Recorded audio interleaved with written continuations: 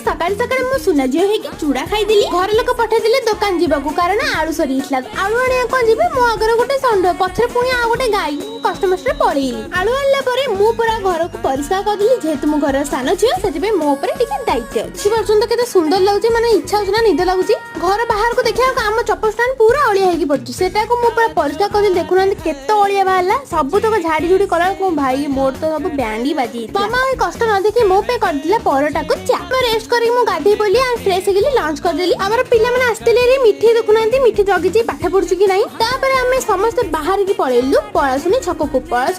काहे कि जे आपण माने वीडियो एंड पर्यंत देखंतु सरकार भी पळासुनी ब्रिज जो हैला ना बहुत ही सहाय्य मिलुची हमर आसी गले हमर जे मां तापर हमें समस्त मिसी के उन्न कहलु आ फास्ट मु जीत गली हमें डिनर कला समस्त मजा मस्ती गपुथुलु हसुथुलु वीडियो बने रिएक्शन इस बाय।